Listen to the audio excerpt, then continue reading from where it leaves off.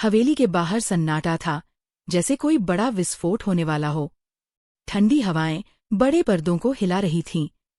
अंदर हॉल में दुर्गा देवी, अर्जुन और बाकी रिश्तेदार मौजूद थे, लेकिन उनके चेहरों पर डर और घबराहट साफ थी।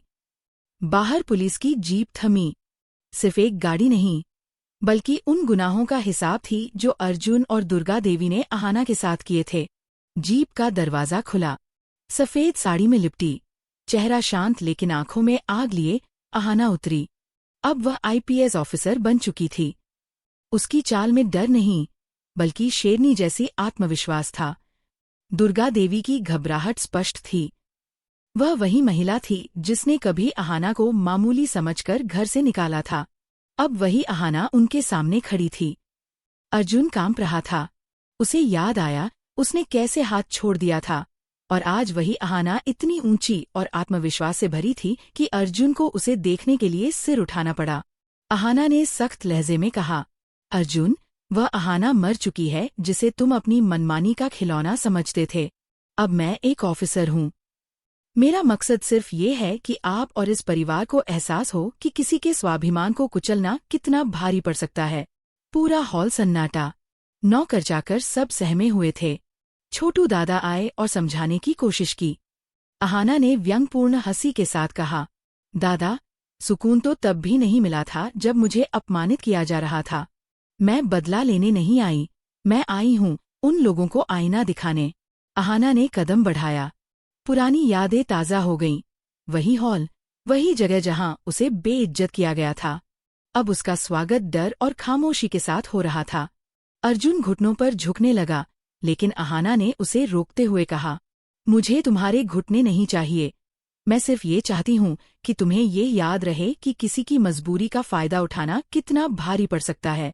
मंदिर की घंटियों की आवाज के बीच अहाना पूजा घर की ओर बढ़ी। दादी हाथ में थाली लिए खड़ी थीं।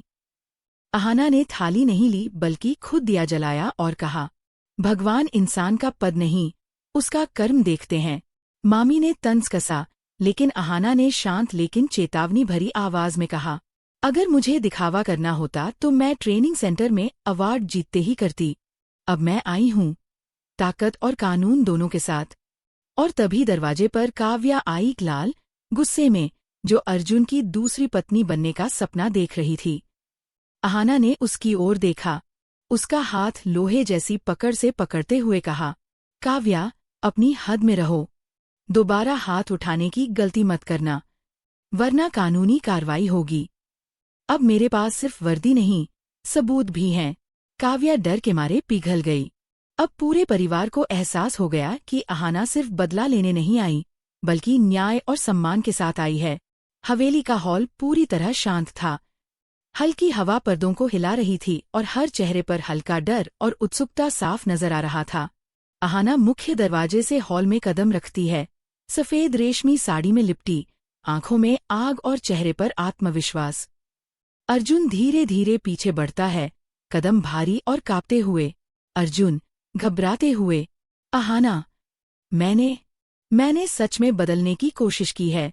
अहाना ने उसकी तरफ देखा, लेकिन कोई पुराना प्यार नहीं, सिर्फ दृढ़ता और न्याय की आग। अहाना, सख्त लहजे में, तुम्हारी माफी अब मेरे लिए मायने नहीं रखती। मैं वही नहीं रही जिसे तुम ठुकरा चुके थे।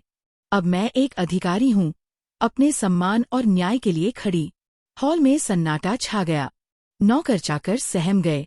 अर्जुन की आंखों में डर और पछतावा दिख रहा था। दुर्गा देवी अपने हाथ में पूजा की थाली लिए खड़ी थीं, लेकिन उनके चेहरे पर डर और झिझक साफ नजर आ रही थी। दुर्गा देवी, धीरे से, भीतर ही भीतर, वह वही लड़की है जिसे मैं कभी मामूली समझती थी, अब मेरे सामने खड़ी है। अहाना हॉल के बीचों बीच खड़ी हुई। अर्जुन धीरे धीरे उसके पास आता है, हाथ कांपते हुए बढ़ाता है। अर्जुन, गिड़गिड़ाते हुए, मुझे माफ कर दो, अहाना। मैंने जो किया वह माफी लायक नहीं है, लेकिन मैं सच में बदल गया हूँ। अहाना ने उसे रोकते हुए कहा, अहाना, तुम्हारे झुके हुए घुटने मुझे नहीं चाहिए। अर्जुन, मैं ये तमाशा नहीं बनाना चाहती। मैं सिर्फ ये चाहती हूँ कि तुम और ये परिवार यह याद रखें, किसी की मजबूरी का फायदा उठाना और किसी के स्वाभिमान को कुचलना कितना भारी पड़ सकता है। हॉल में हर कोई दंग रह गया। अर्जुन का चेहरा लाल, आंखों में पछतावा। छोटू दादा धीरे धीरे अहाना के पास आए। छोटू दादा, बेटी घर लौट आई, ये अच्छा है। अपनों से लड़ाई क्यों? अहाना व्यंग्य और मजबूती के साथ। दादा, सुकून मुझे तब नहीं मिला जब मेरी इज्जत को रौंदा गया। अब सुकून तभी मिलेगा जब गुनहगारों को उनके कृत्य का एहसास होगा। अहाना हॉल के अंदर कदम बढ़ाती है। पुरानी यादें ताज़ा हो जाती हैं। वही हॉल, वही जगह जहां उसे अपमानित किया गया था। लेकिन आज उसका स्वागत खामोशी और डर के साथ हो रहा था। अर्जुन उसके पीछे दौड़ रहा है। अर्जुन, अहाना, मैंने सच में बदलने की कोशिश की है। अहाना मुड़े बिना ठंडी आवाज में, मुझे तुम्हारे बदलने में कोई दिलचस्पी नहीं है अर्जुन। मुझे दिलचस्पी है केवल इस बात में कि तुम्हारी अकड़ टूटे। सुबह की सभा शुरू होती है। अहाना सफेद रेशमी साड़ी में खड़ी, अपने सम्मान और न्याय की ताकत के साथ। अहाना, अगर अर्जुन का पछतावा सच्चा है तो आज मुझे माफी मांगे। समाज के सामने, न्याय के सामने। दुर्गा देवी चुप, समाज में हल्की सरसराहट। अर्जुन धीरे धीरे बढ़ता है, हाथ कांपते हुए पैरों की ओर बढ़ता है। अहाना, मुझे तुम्हारे झुके हुए घुटने नहीं चाहिए। मैं सिर्फ यह चाहती हूँ कि तुम और ये परिवार यह याद रखें, किसी की मजबूरी का फायदा उठाना भारी पड़ सकता है। मंदिर की घंटियां बजती हैं। अहाना पूजा घर की तरफ कदम बढ़ाती है। दादी हाथ में थाली लिए खड़ी, कांप रही हैं। अहाना, दादी, सालों तक आपने मुझे मंदिर की सीढ़ियों तक नहीं आने दिया, ये कहकर कि मैं अपशकुनी हूँ। आज मैं उसी भगवान के सामने खड़ी हूँ, अपनी मेहनत और सच्चाई के साथ। भगवान इंसान का पद नहीं, बल्कि कर्म देखते हैं। मीडिया और मोहल्ले वाले बाहर जय जयकार करते हैं। अहाना की छोटी बहन दौड़कर गले लगाती है। अहाना प्यार से गले लगाती है, लेकिन तभी दरवाजे पर तेज आवाज। काव्या लाल गुस्से में खड़ी। काव्या चिल्लाते हुए, यह क्या ड्रामा चल रहा है? अहाना, तुम वापस क्यों आई हो? क्या नाटक है? अहाना ठंडी, मजबूत आवाज में। अहाना, काव्या, अपनी हद में रहो। यह हाथ उठाने की गलती दोबारा मत करना, वरना तुम्हें अब ही कानून के हिसाब से जवाब देना होगा। काव्या डर के मारे खैल गई। अहाना ने पूरे परिवार की तरफ देखा। अहाना, काव्या का खेल खत्म हो चुका है। जो भी इसके षड्यंत्र में शामिल था, उसकी फाइलें मेरे पास हैं। हॉल में सन्नाटा, लेकिन अहाना की शक्ति और न्याय की छवि पूरे परिवार और समाज के सामने स्पष्ट थी। हवेली की रात गहरी और सन्नाटेदार थी। हर कमरे में हल्की रोशनी, लेकिन अहाना की उपस्थिति जैसे पूरे हॉल को रोशन कर रही थी। अर्जुन अपनी रूम में अकेला खड़ा था, हाथ में पुरानी शादी की तस्वीरें और डायरी। वो हर फोटो को धीरे धीरे छूता है। हल्दी लगी हाथों की मुस्कान, अहाना की शर्माती नजरें, सब उसकी याद दिला रही थीं।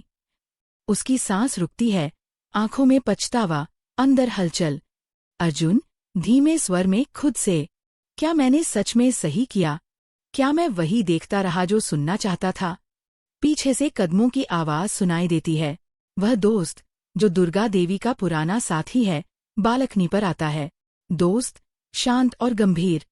अर्जुन, प्यार से भाग रहे हो या सच से?